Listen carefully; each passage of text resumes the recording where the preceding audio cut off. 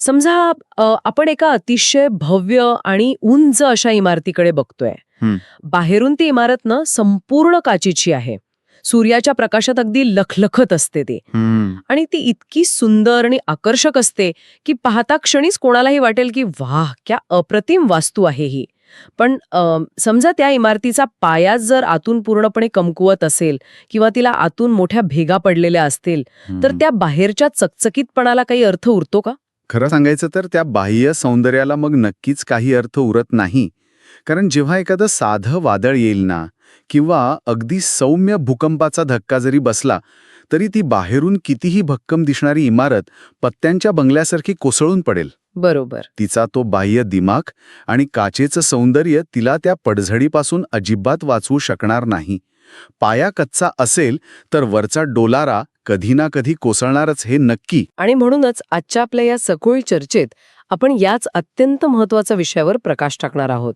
आज आपण विद्या वाचस्पती विद्यानंद यांच्या the inner sanctuary, the essential power of peace या अतिशय महत्त्वपूर्ण स्रोताचे आणि त्यांनी मनःशांतीची आपल्याला आवश्यकता का असते यावर जे विचार मांडलेत त्याचं सखोल विश्लेषण करणार आहोत.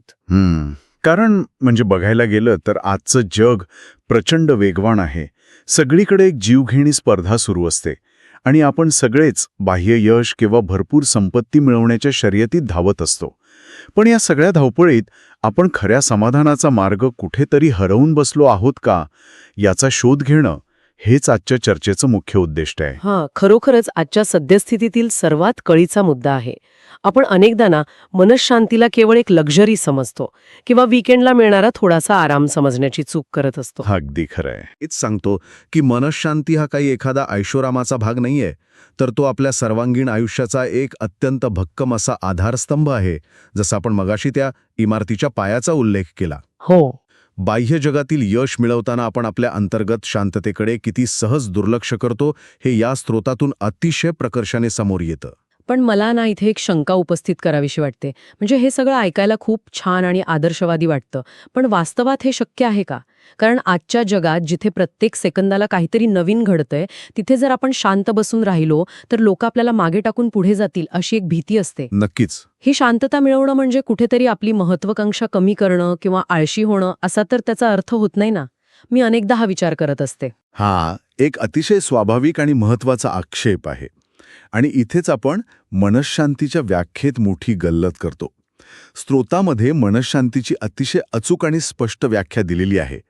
मनःशांती म्हणजे काही न करणं किंवा निष्क्रिय होणं असा त्याचा अर्थ अजिबात नाहीये. बरं. मनःशांती म्हणजे मनातील अस्थिरता किंवा सतत सतावणारी काळजी, अकारण वाटणारी भीती आणि तणाव यांचा पूर्णपणे अभाव असणं. जेव्हा ही नकारात्मक तत्वे मनात नसतात, तेव्हा जी एक प्रकारची आंतरिक स्थिरता निर्माण होते ना, ती म्हणजे खरी मनःशांती. ती तुम्हाला आळशी बनवत नाही, तर अधिक स्पष्टपणे विचार करायला भाग पाडते. चला, तर मग हे जरा बारकाईने समजून घेऊया. म्हणजे हे थोडक्यात आपल्या स्मार्टफोनच्या ऑपरेटिंग सिस्टीम सारखं आहे असं म्हणता येईल का? कसं काय? म्हणजे आपण आपल्या फोनला बाहेरून एकदम महागडं कव्हर लावतो, स्क्रीनवर स्क्रॅच येऊ नये म्हणून भारीतला गार्ड लावतो. फोन बाहेरून एकदम चकाचक दिसतो, जे आपलं बाह्य यश किंवा संपत्ती दर्शवतं. पण समजा त्या फोनची आतली ऑपरेटिंग सिस्टीम जर पूर्णपणे बिघडलेली असेल, त्यात एखादा मालवेअर किंवा व्हायरस शिरला असेल, तर त्या फोनचा काहीच उपयोग नसतो. तो सतत हँग होईल, बॅटरी लवकर संपेल आणि आपली मनःशांती ही अगदी त्या ऑपरेटिंग सिस्टीमसारखीच काम करते, हो ना? इथे एक अतिशय रंजक गोष्ट अशी आहे की हे उदाहरण या परिस्थितीला अगदी चपखल लागू पडतं. आपण बाह्य यशाची कितीही शिखरं गाठली किंवा कितीही महागडे कव्हर लावले, तरी आंतरिक अस्थिरता माणसाला आतून पोखरून काढत असते. अगदी बरोबर. जसा व्हायरस फोनची बॅटरी संपवतो ना, तसेच चिंता आणि भीती आपली मानसिक ऊर्जा संपवतात. जेव्हा मन शांत असतं, म्हणजेच आपली ऑपरेटिंग सिस्टीम व्यवस्थित काम करत असते, तेव्हा आपण आपल्या सभोवतालची परिस्थिती खूप स्पष्टपणे पाहू शकतो.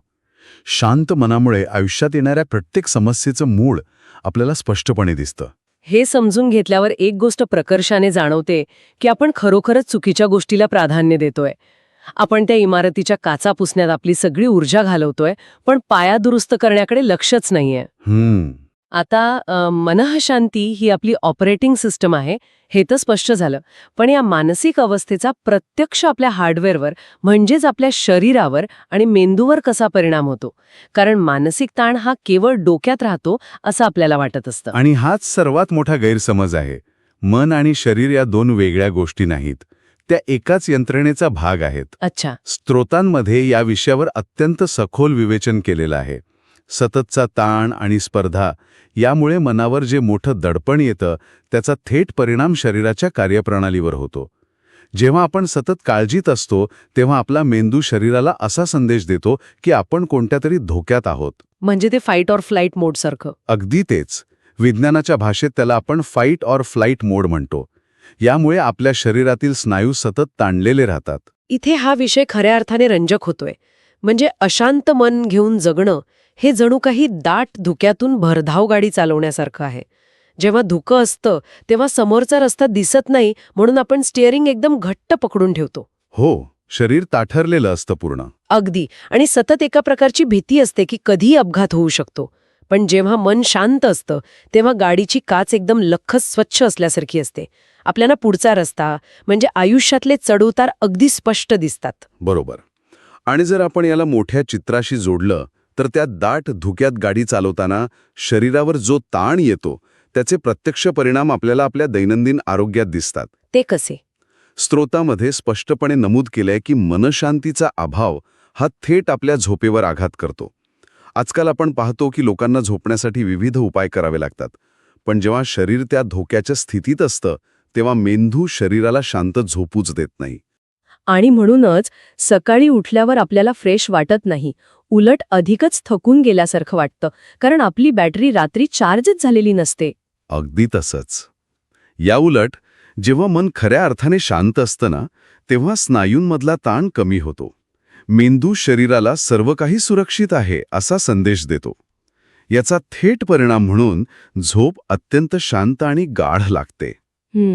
आणि महत्वाची गोष्ट म्हणजे शांत झोपेमुळे शरीराची ऊर्जा टिकून राहते.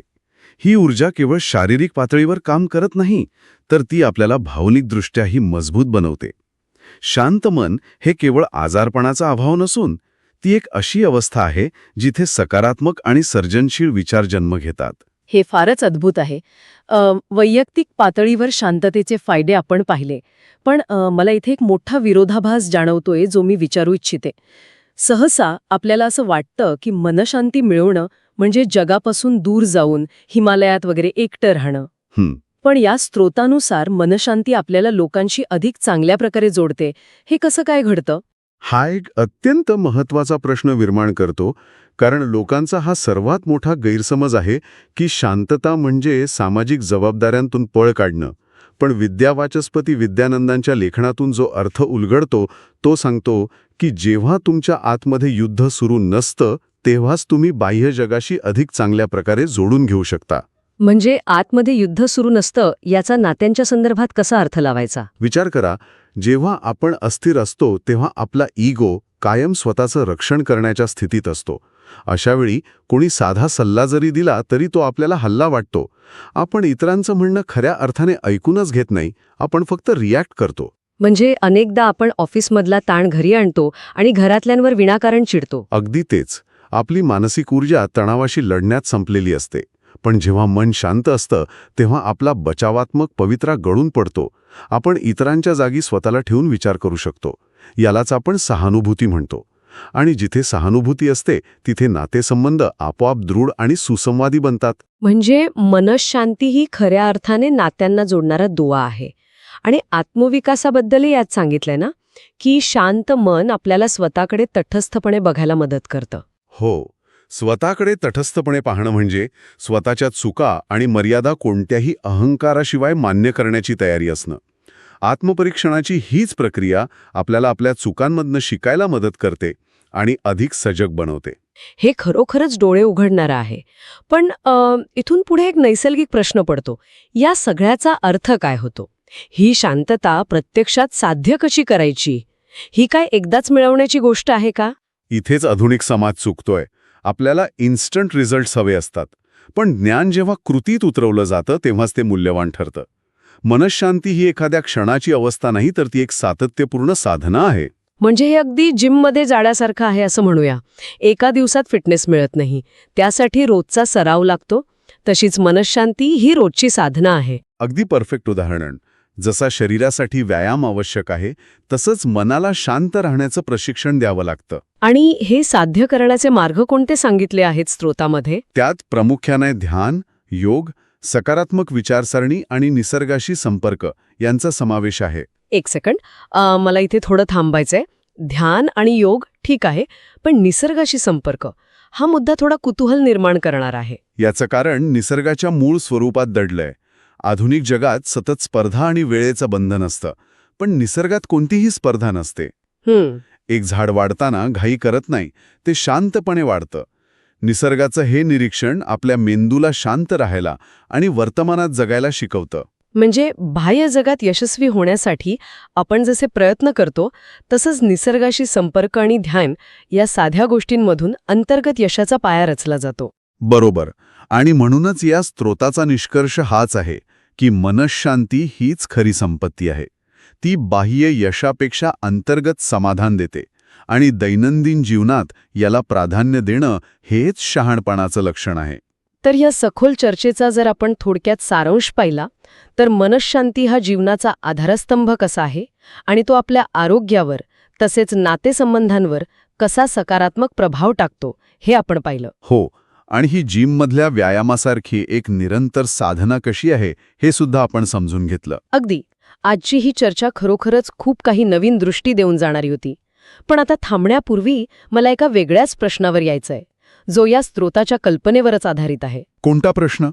जर मनःशांती हीच खरी संपत्ती असेल आणि तीच आपल्या यशाचा पाया असेल, तर आधुनिक जगाची उत्पादकतेची म्हणजेच प्रोडक्टिव्हिटीची व्याख्याच पूर्णपणे उलटी आहे असं नाही का वाटत? खूपच विचार करायला लावणारा मुद्दा आहे हा. हो ना? कदाचित आजच्या दिवसातली सर्वात प्रोडक्टिव्ह गोष्ट म्हणजे सतत काम करत राहणं ही नसून स्वतःसाठी 5 मिनिटं पूर्ण शांततेत बसणं ही असू शकते. पुढच्या वेळी वेळ फुकट जातोय असं वाटेल तेव्हा नक्की विचार करा की आपण वेळ फुकट घालवतोय की आपल्या यशाचा पाया अधिक भक्कम करतोय, यावर नक्की विचार करा.